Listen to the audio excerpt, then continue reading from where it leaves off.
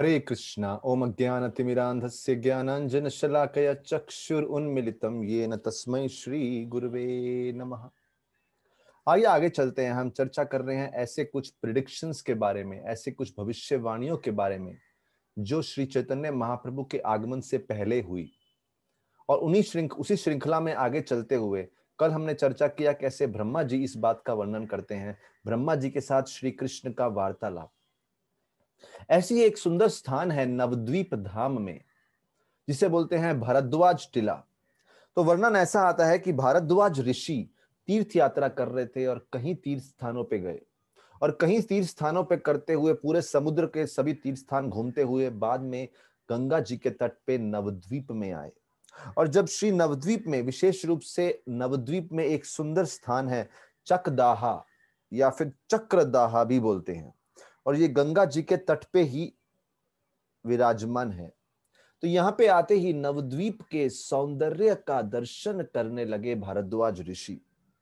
और जैसे ही नवद्वीप के सौंदर्य को देखा तो ऐसे भाव विभोर हो गए।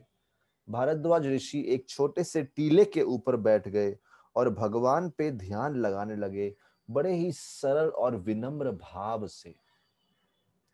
जब भगवान पे ध्यान लगा रहे थे तो ध्यान में उन्होंने देखा कि ये तो श्री गौरांग महाप्रभु का जन्म स्थान है, प्राकट्य स्थान है, जहां पे श्री चैतन्य महाप्रभु अवतार लेते हैं।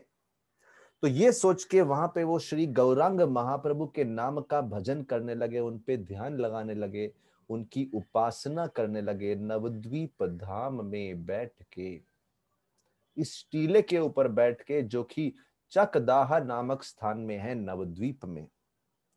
और जब भी बड़े ही भक्ति भाव से गौरांग महाप्रभु का भजन कर रहे थे, ध्यान लगा रहे थे, साक्षात कुछ समय भजन करने के बाद साक्षात गौरांग महाप्रभु उनके आंखों के सामने साक्षात दर्शन दिए।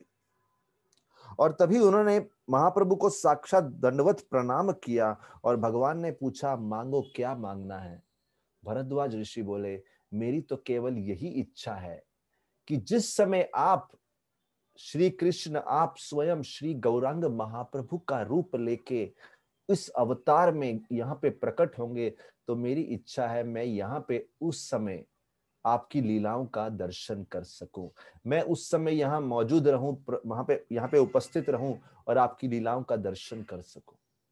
श्री गौरांग महाप्रभु ने उनको आशीर्वाद दिया कि ऐसा ही होगा, आपको जरूर दर्शन मिलेंगे। और ये कह के भगवान वहां से अदृश्य हो गए और भारद्वाज ऋषि पूर्ण दंडवत करके उनके नेत्रों से अश्रु प्रवाह हो रहे थे आनंद से, और इस प्रकार से उन्होंने आगे अपनी तीर्थ यात्रा कंटिन्यू करी। ऐसे ही वहां पे एक और सुंदर स्थान है नवद्वीप में, जो श्री गौरांग महाप्रभु की भूमि है, उनकी लीला स्थली है। वहां पे एक सुंदर स्थान है पृथु कुंड। पृथु कुंड भी ऐसे ही एक अवसर को इंगित करता है जब ही चैतन्य महाप्रभु के आगमन का प्रेडिक्शन, भविष्यवाणी हुई थी। अभी हुआ क्या था, पृथु महाराज जो कि भगवान श्री कृष्ण के, विष्णु के शक्त्यावेश अवतार हैं, पृथु महाराज उस समय राज कर रहे थे। और राज करते समय उन्होंने एक कार्य लिया कि पूरी पृथ्वी को लेवल करना है, ताकि वो पृथ्वी, उस समय पृथ्वी से सारी जरूरतें पूरी नहीं हो रही थी नागरिकों की, तो सभी जीवों की, प्राणियों की जरूरतें पूरी करने के लिए पृथु महाराज पूरी पृथ्वी को अनुकूल बना रहे थे। तो जब पृथु महाराज के लोग, पार्षद इत्यादि, उनके सैनिक, उनके सब लोग नवद्वीप में आए, तो नवद्वीप में आके भी वही कार्य करने लगे थे, वो पृथ्वी को अनुकूल बनाने का कार्य। उसी समय उनको नवद्वीप में एक अद्भुत तेज, अद्भुत प्रकाश का दर्शन हुआ। पृथु महाराज के जितने पार्षद, जितने भी उनके लोग थे जो नवद्वीप में वो कार्य करने के लिए आए थे, उन्होंने जल्द से जाके, जितने भी कारीगर थे, उन्होंने जाके महाराज पृथु को बताया कि यहाँ पे तो एक अद्भुत तेज के दर्शन हो रहे हैं। तब पृथु महाराज यहाँ स्वयं आए, यहाँ बैठे, और नवद्वीप में जब उन्होंने ध्यान लगाया तो उन्होंने देखा साक्षात विष्णु जो हैं, साक्षात श्री कृष्ण जो हैं, वो श्री गौरांग महाप्रभु के रूप में यहाँ पे अवतार लेंगे। तब पृथु महाराज ने इस बात के स्मरण में, इस लीला के स्मरण में अपने वर्कर्स को, अपने सब जो उनके साथ साथी थे, उनको बोला यहाँ पे एक बड़ा विशाल कुंड बनाना चाहिए जो पृथु कुंड के नाम से जाना जाएगा, और वहां का जल, पवित्र जल, यहाँ के नागरिकों को अनेक प्रकार से लाभदायक भी होगा। तो वहां पे पृथु कुंड बनाया गया कि इस स्थान पे आने वाले समय में श्री चैतन्य महाप्रभु आएंगे। और उसके बाद कई साल बीत गए, फिर बाद में एक राजा आए, लक्ष्मण सेन, और लक्ष्मण सेन ने उसी कुंड को और गहरा बनाया, उसका पुनरुद्धार किया, जीर्णोद्धार किया, और उसको बहुत ही सुंदर एक पुकुर का रूप दे दिया। और क्योंकि उन्होंने ये अपने पूर्वजों के स्मरण में किया, उनके पिता के स्मरण में किया, उनके पिता का नाम था बल्लाल सेन, लक्ष्मण सेन के पिता का नाम था बल्लाल सेन, इसीलिए इस स्थान का नाम हो गया बल्लाल दिघी। दिघी यानी एक बड़ा पुकुर या तालाब। तो वो पृथु कुंड को ही जीर्णोद्धार करके, बड़ा करके उन्होंने बनाया। तो ये पृथु महाराज ने कुंड बनाया था, इस बात के स्मरण में यहाँ पे एक दिन श्री चैतन्य महाप्रभु अवतार लेंगे। उसी प्रकार से एक छोटा और स्थान है श्री नवद्वीप धाम में, जिसे षष्ठी तीर्थ भी बोलते हैं। षष्ठी तीर्थ बोलते हैं क्यों? क्योंकि जब भी श्री चैतन्य महाप्रभु अवतार लेने वाले थे, उससे कुछ समय पहले देवता भ्रमण करके जब नवद्वीप के इस स्थान में आए, तो देवताओं ने देखा कि यार ये तो बहुत ही महत्वपूर्ण स्थान है, क्योंकि इस स्थान पे श्री चैतन्य महाप्रभु, जो कि राधा और कृष्ण दोनों का रूप मिलके श्री चैतन्य महाप्रभु का रूप हुआ, और श्री चैतन्य महाप्रभु इस नवद्वीप धाम में कीर्तन के माध्यम से अपार कृपा वितरण करने वाले हैं। और श्री चैतन्य महाप्रभु जब कीर्तन करेंगे तो कीर्तन में बहुत अद्भुत नृत्य करेंगे, ऐसा वर्णन हो रहा है, बहुत ही अद्भुत नृत्य करेंगे। और जब वो नृत्य बहुत अद्भुत होगा अपने पार्षदों के साथ, इस स्थान पे, उस स्थान पे, उस स्थान पे 24 घंटा अनेक प्रकार का नृत्य होता रहेगा। तो उन्होंने सोचा ये सब भक्त जब कीर्तन करने के बाद उनको प्यास लगेगी, तो उनके लिए जगह जगह पे जल की व्यवस्था होनी चाहिए। तो देवताओं के साथ जो उनके आर्किटेक्ट थे, जिनका नाम है विश्वकर्मा, तो देवताओं के साथ जो उनके आर्किटेक्ट हुए, उन्होंने डिसाइड किया कि हम यहाँ पे 60 अलग अलग कुंड बनाएंगे, पुकुर बनाएंगे, 60। और चैतन्य महाप्रभु के अवतरण से कुछ समय पहले ही उन्होंने अलग अलग जगह पे विश्वकर्मा ने जिन्हें 60 अलग अलग कुंडों का व्यवस्थापन कर दिया। इसीलिए इस स्थान को बोलते हैं षष्ठी तीर्थ, जहां पे 60 पॉन्ड्स बनाए गए हो विश्वकर्मा जी के द्वारा चैतन्य महाप्रभु के वेलकम के लिए। तो हमने देखा भरद्वाज ऋषि के बारे में, हमने देखा विश्वकर्मा जी के बारे में, और हमने देखा साक्षात श्री कृष्ण के शक्त्यावेश अवतार बहुत बड़े राजा पृथु महाराज, जिनका नाम भागवत में आता है, उनके द्वारा भी चैतन्य महाप्रभु के दर्शन प्राप्त किए गए। इसके बाद एक बहुत सुंदर कथा आती है साक्षात पार्वती जी की, और ये कथा सत्य युग की है। तो बड़ी अद्भुत बात है कि चैतन्य महाप्रभु कलयुग में अवतार लिए, और अभी जो हम कथा सुनाने जा रहे हैं कि श्री चैतन्य महाप्रभु की जो भविष्यवाणी हुई, ये सत्ययुग की कथा है। तो कलयुग से पहले द्वापर, द्वापर से पहले त्रेता, त्रेता से पहले सत्ययुग। सत्ययुग में बोलते हैं कि भगवान शिव एक बार पार्वती जी के साथ कैलाश पर्वत पे विराजमान थे, और जब भगवान शिव कैलाश पर्वत पे पार्वती जी के साथ विराजमान थे, भगवान शिव बहुत ही अद्भुत नृत्य करने लगे, और इतने उत्साह से नाचने लगे, और बार बार श्री गौरांग, श्री गौरांग, श्री गौरांग नाम जपने लगे। और केवल गौरांग नाम ही नहीं जप रहे थे, उनके साथ साथ गौरांग महाप्रभु के साथ साथ गौरांग महाप्रभु के जितने पार्षद हैं, उनका भी नाम जप रहे थे। बड़ा ही अद्भुत दृश्य था वो। पार्वती जी उन नृत्य को देख के बड़ी ही हक्की बक्की रह गई, आनंद में भाव विभोर हो गई। और यही नहीं, पार्वती जी ने एक अद्भुत चीज देखी कि भगवान शिव कलयुग की बड़ी प्रशंसा कर रहे हैं। तो गौरांग नाम जप कर रहे हैं, नृत्य कर रहे हैं, कहीं ऐसे नाम ले रहे हैं जो पार्वती जी ने कभी सुना ही नहीं, उन नामों को, जो कि एक्चुअल में वास्तविकता में श्री गौरांग महाप्रभु के पार्षदों के नाम में थे, जो कलयुग में लीला करने वाले थे उनके साथ। नित्यानंद, अद्वैत, गदाधर पंडित इत्यादि इत्यादि। तो इस प्रकार से जब नाम ले रहे थे और कलयुग की बहुत प्रशंसा कर रहे थे, और साथ ही साथ शिव जी बोलते हैं बड़े ही धैर्यहीन हो रहे थे, जैसे अभी का अभी वो उन लीलाओं का दर्शन करना चाहते हैं। और शिव जी पंचमुखी रूप में अपने 5 मुख से गौरांग और उनके पार्षदों की महिमा गान कर रहे थे, नृत्य कर रहे हैं, नग्न अवस्था में हैं, और ऐसे लग रहा था जैसे इतने आनंद में, उनके हृदय में ऐसा आनंद स्फुरित हो रहा था, उनके पूरे शरीर में कंपन हो रहा था, और पूरा का पूरा कैलाश पर्वत मानो हिल रहा है। ऐसे गरज रहे थे जैसे एक बहुत बड़े पर्वत की तरह ध्वनियां हो रही थी। और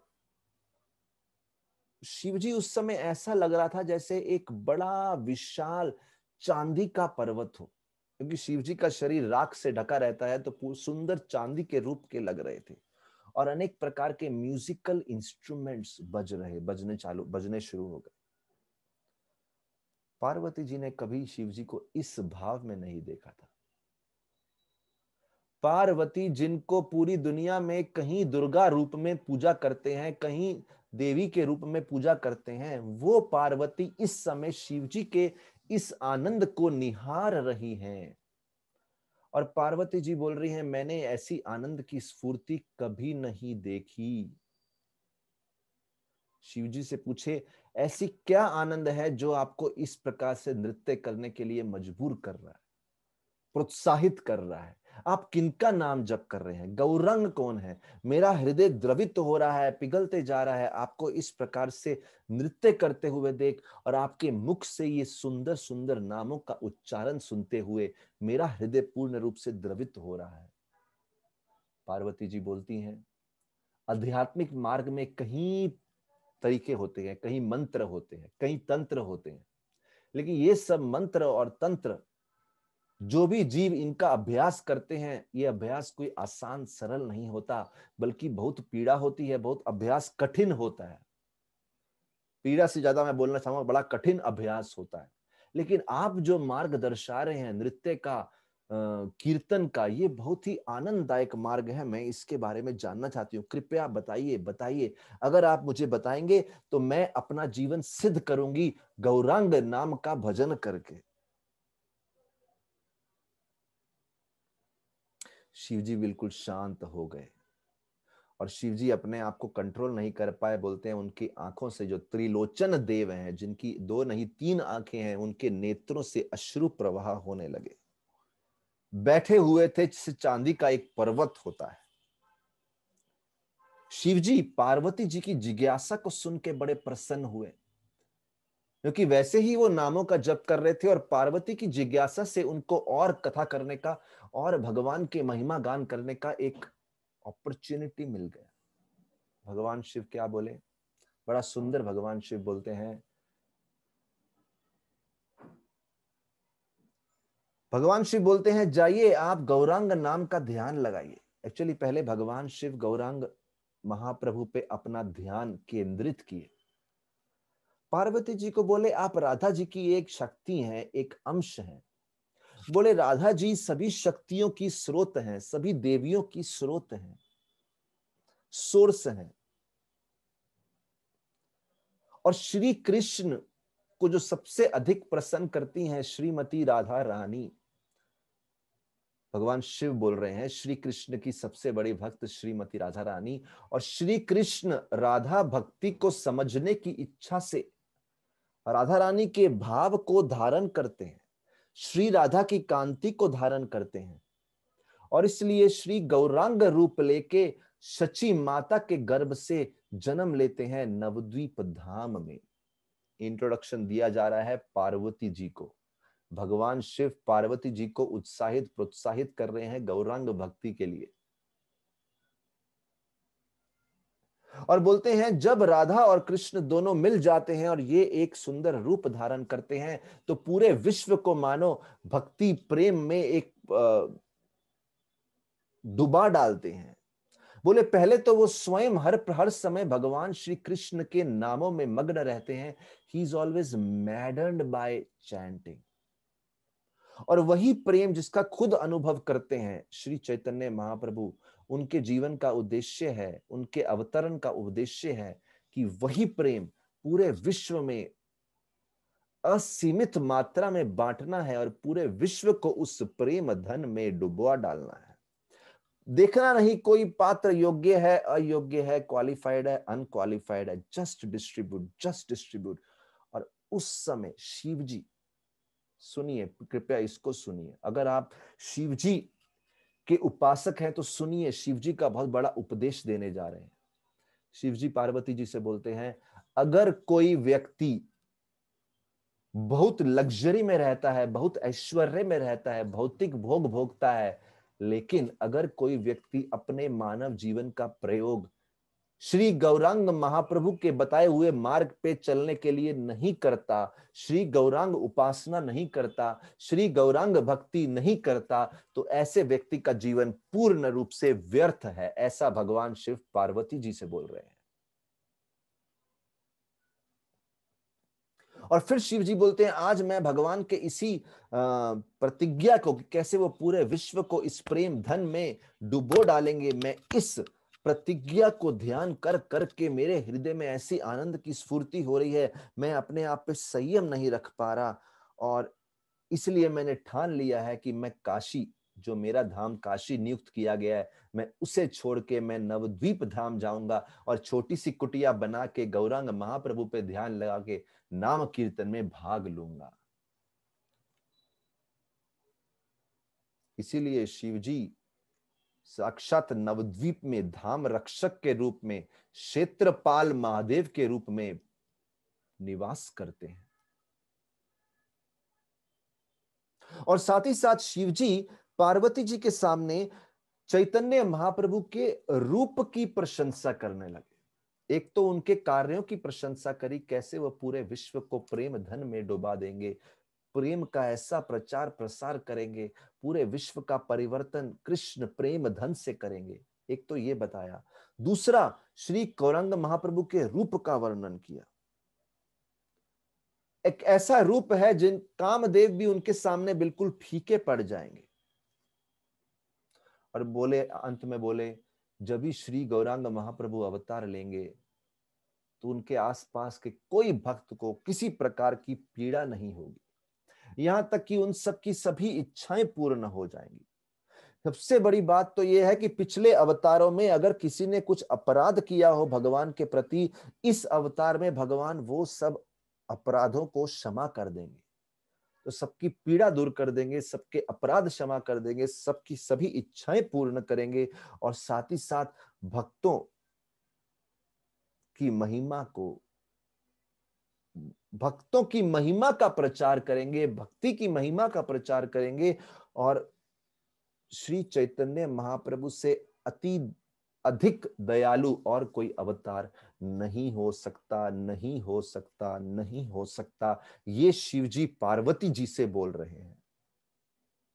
पार्वती जी बहुत प्रसन्न चित्त हो गई, बड़े आनंद में थी पार्वती। पार्वती जी उसी समय जब उन्होंने सोचा शिव जी काशी को छोड़ के नवद्वीप जा रहे हैं, मैं भी सीधा नवद्वीप जाऊंगी और भगवान गौरांग महाप्रभु की उपासना करूंगी।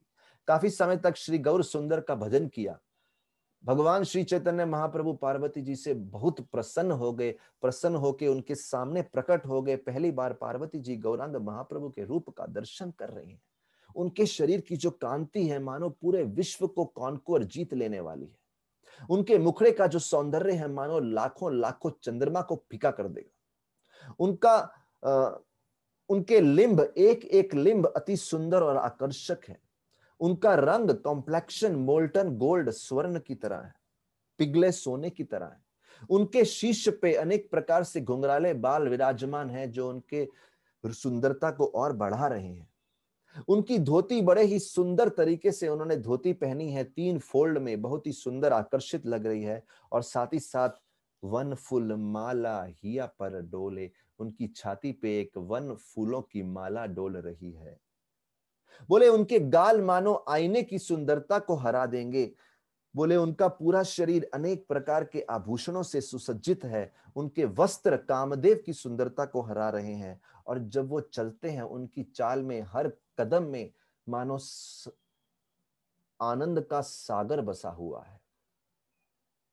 और पार्वती जी ने जब भगवान गौर सुंदर के इस सुंदर रूप को देखा, वो अपने आप पे संयम नहीं रख पाई। उनके नेत्रों से लगातार एक नदी के समान, एक बहती नदी के समान अश्रु प्रवाह होने लगे।